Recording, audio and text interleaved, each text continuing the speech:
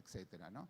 Entonces, cuando uno lo dibuja, inmediatamente empiezan a aparecer cosas. Por ejemplo, lo que está en rojo continuo, es la visión del gobierno nacional. Sí, dicen, nosotros vamos a proveer energía y frío y vamos a hacer enormes data centers que van a dar la base para la inteligencia artificial, lo cual está buenísimo porque Argentina tiene un desarrollo muy importante en energía nuclear, tenemos capacidades, tenemos investigación y podemos proveer seguramente ahí algo muy interesante.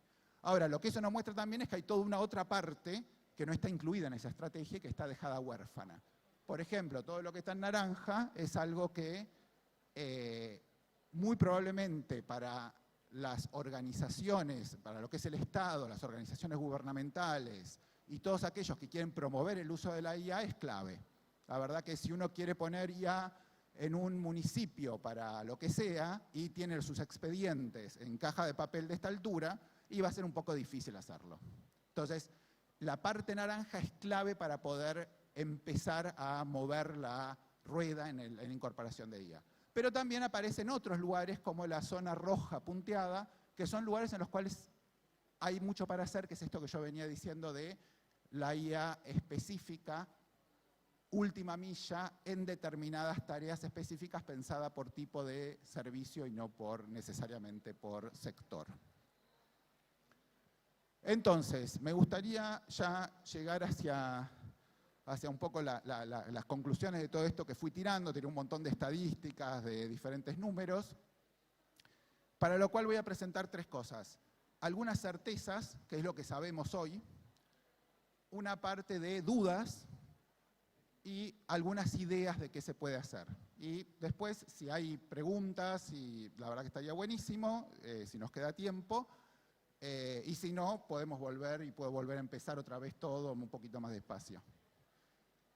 Era un chiste, no voy a empezar de vuelta. Entonces, certezas. La primera certeza es, si no adoptamos IA en las cadenas productivas, no vamos a ser un país desarrollado. Eso vale para todos los países. ¿Por qué? Y por el contrafacto, digamos, la verdad es que el club de los países desarrollados va a estar incorporando IA. Ya lo está haciendo y lo está incorporando en un montón de lugares. Entonces, es casi una tautología. Si los países desarrollados todos tienen IA, aquellos que no tengan IA no van a ser parte de ese club. Está un poco forzada la tautología, lo sé, pero realmente es un poco lo que está pasando. Hay un juego de pelota que se está dando, que es este de la incorporación de IA en las cadenas productivas. Los países que se queden afuera van a estar ampliando la brecha. Y eso es algo que parece que hay poca duda.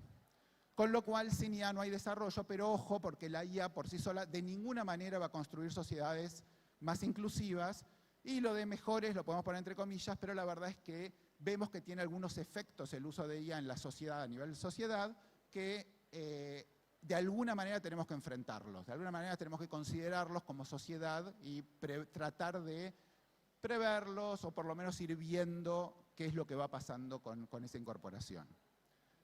La IA no significa el fin del trabajo, por ahora, por lo menos, no es eso lo que está pasando.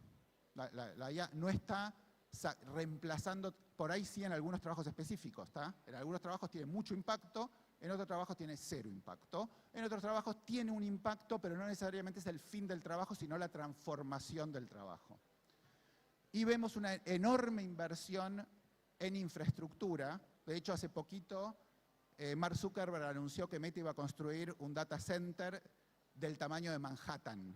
¿Sí? Cuando le preguntaron qué tamaño va a tener ese data center, dijo, más o menos como Manhattan. Entonces, se están construyendo realmente, se está haciendo una inversión en infraestructura muy, muy grande. Eso puede ser una oportunidad para Argentina, pero claramente ofrecer energía y frío nos queda chico. No solo Argentina, toda Latinoamérica. No podemos posicionarnos solo diciendo vamos a armar data centers y a proveer energía barata. ¿Algunas dudas? La primera es si podemos insertarnos en los eslabones más dinámicos de la cadena de valor de la IA. ¿Llegamos tarde? Podemos insertar, digamos, construir modelos gigantes, modelos fundacionales y competir con las grandes organizaciones americanas no parece una estrategia muy inteligente. Pero ¿hay otros lugares dinámicos en los cuales nos podamos insertar? Bueno, esa es una pregunta. Y en particular, esto tiene que ver con la demanda y la oferta. Hay una posición, sobre todo de algunos grupos que promueven este uso, que dicen, bueno, momento, la oferta ya está. Entonces ahora lo que tienen que hacer los países que no tienen estos modelos propios es preocuparse por fomentar la demanda, por fomentar la inserción, por fomentar el desarrollo, digamos, la adopción de estos modelos, y no necesariamente con fomentar temas de producción de cosas con IA. Esto, otra vez, es una pregunta. Yo creo que es posible, nuevamente, que en algunas cosas estemos llegando tarde, pero es posible que haya, como mostré antes en la cadena de valor, lugares interesantes para incorporarse. Tercera pregunta, ¿se puede ser usuario inteligente sin tener en algún lugar el conocimiento técnico? Es decir, ¿podemos ser usuarios de IA si no hay alguien dentro de nuestro ecosistema a quien le podamos preguntar? Si no tenemos a alguien que pueda hacer las evaluaciones de los sistemas a comprar o a incorporar, que pueda desarrollar soluciones y dar el soporte necesario para que esas cosas se vayan incorporando. Y en particular, muy asociado a podemos ser un hub de IA, ya no digo el tercer hub de IA me parece un poco difícil, quinto, 32, 45 hub de IA, si no tenemos investigadores y docentes universitarios. Si la respuesta a esa última es, y no podemos, bueno, por ahí tenemos que pensar también un poco qué estamos haciendo por ese lado a la hora de tratar de fomentar el uso de IA. Algunas ideas. Bueno, en primer lugar, lo que comentaba esto de la última milla de los sistemas con IA. ¿Tenemos con qué? Tenemos una industria importante de software, tenemos un ecosistema digital gigante, del cual el Córdoba Cluster es una muestra súper interesante, con lo cual hay con qué hacer esta oferta, con qué construir esta oferta. Bueno, esto ya lo repetí varias veces, algunas de las y el conocimiento de dominio en particular nos permitiría producir soluciones y productos originales. El otro punto es, la IA no es IA sola, siempre está dentro de algo, ¿sí? Yo puse un sistema de software, no necesariamente es un sistema de software. De hecho, hoy hay mucho más hardware que trae IA. En muchos casos, ustedes compran una turbina de generación de energía y la turbina viene con una IA adentro, y no solo eso, si ustedes no quieren que esa IA funcione y mande los datos a donde los manda, les va a salir más caro, ¿sí? Hay algunas empresas en las cuales ustedes compran una turbina de generación de energía, les cuesta 100. Si dicen, yo no quiero que mande los datos de uso, bueno, les cuesta 110. Entonces, esto ya está pasando, es algo que está pasando hoy. Los sistemas empiezan a tener IA adentro. Tenemos que entender dónde y cómo y cuál es nuestra oportunidad para poder subirnos a esa ola. Pero para eso tenemos que dejar de hablar de IA. Tenemos que empezar a hablar de sistemas con IA y ser mucho más específicos. Esto que comentaba también tiene que ver con la integración hardware-software. Muchas veces habló de esto, de IoT, etcétera, etcétera. Bueno, ahora parece que finalmente está llegando, empezamos a ver robots, empezamos a ver mucha plata puesta en esta integración, empezamos por fin, después de 30 años de promesas, a ver autos que se manejan solos.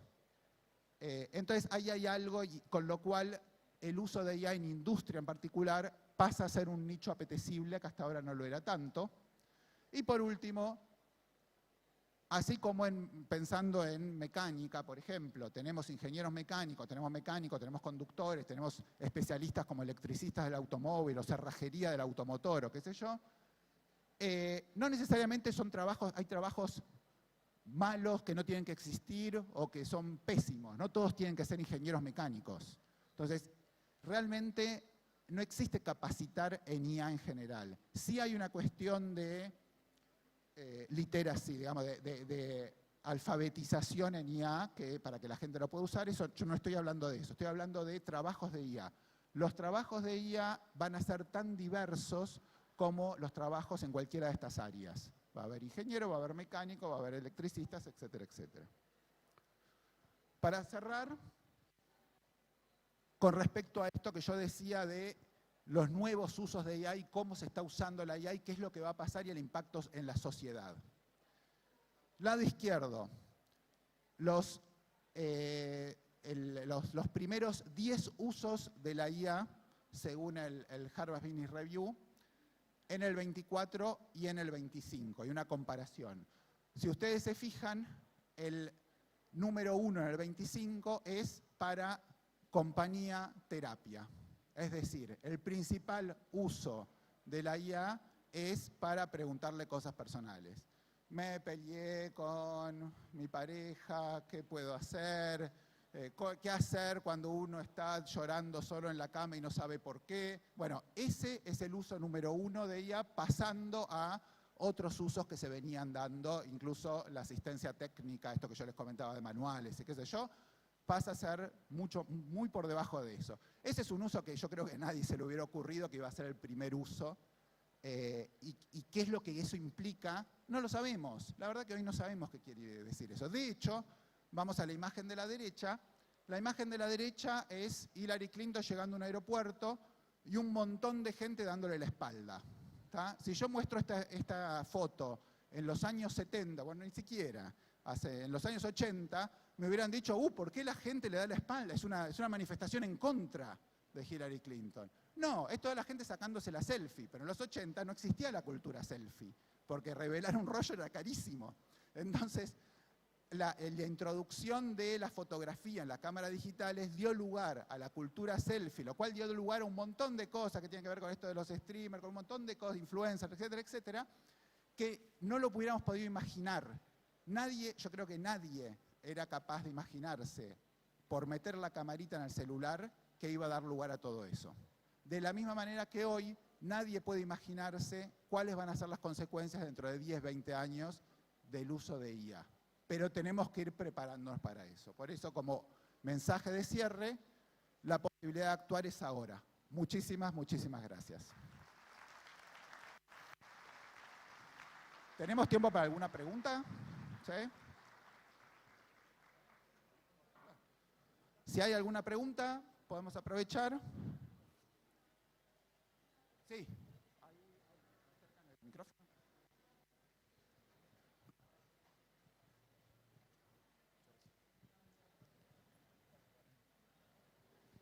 ¿Qué tal? Buenos días. Un honor tenerlo presente. Muchas gracias por toda la información. Mi consulta es la siguiente. En la actualidad, trabajando con AI, sistemas RAG y todo lo que vendría a ser el fine-tuning, que vendría a ser el procesamiento de los datos para una respuesta más rápida, ¿cómo puede llegar a influir en la arquitectura de costos en una organización para que pueda ser viable en el mediano plazo? Muchas gracias. Sí, es súper importante la pregunta que tiene que ver con, bueno, cómo genero un producto IA, digamos, desde un lugar, o cómo adopto digamos, la tecnología para que funcione. La verdad no tengo una respuesta clara para eso, porque lo que está pasando es que está cambiando muy, muy rápidamente, y la verdad es que hay una situación geopolítica que lamentablemente nos impacta más de lo que quisiéramos. Es decir, de ahí arriba se pasa a cambios en la estructura de costos muy importantes. Digamos, hay situaciones del desarrollo tecnológico y de la oferta tecnológica que impactan muy directamente en cuáles son los modelos que podemos usar a nivel costo. Por ejemplo, hay una serie de modelos que se llaman los Spike Models, las Spike Neural Networks, que existen hace muchos años, o hace varios años. No son, de alguna manera, no son tan buenos, pero el costo energético y el costo de entrenamiento es muchísimo más bajo, muchísimo, muchísimo más bajo. Entonces, uno podría decir, si mi sistema, o lo que yo estoy proponiendo, mi producto o servicio, se puede desarrollar utilizando este tipo de tecnología, yo puedo tener una diferencia de costos de por ahí un orden de magnitud.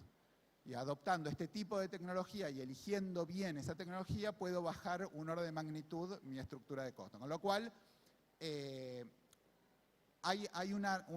hoy se abre como una especie de canal entre el desarrollo tecnológico, esta competencia, porque los Spike Models, por supuesto, están siendo muy impulsados por China, que no tiene acceso o tiene menos acceso a software NVIDIA. De hecho, hace un par de semanas salió un paper en el cual, en el abstract de un grupo de investigadores chinos, que en el abstract dice cómo desarrollar modelos sin usar hardware NVIDIA. ¿Tá? Ese es el abstract del paper. Entonces, esta situación lo que hace es que termina, yo creo que la baja de costos en parte también se explica por eso, porque aparece esta situación de hipercompetencia, de aparición de nuevos modelos, de una situación, de un mercado que es muy dinámico. ¿Cómo hacemos nosotros para generar productos en medio de todo esto? Y bueno, como siempre hemos hecho, sabiendo que existe esta situación y la posibilidad de tener que mirar varias tecnologías y varias alternativas, y sin lugar a dudas la estructura de costos es una de las claves para poder generar productos competitivos. No sé si, creo que no la contesté del todo, pero algunos elementos como para eso. Gracias. Sí, una más.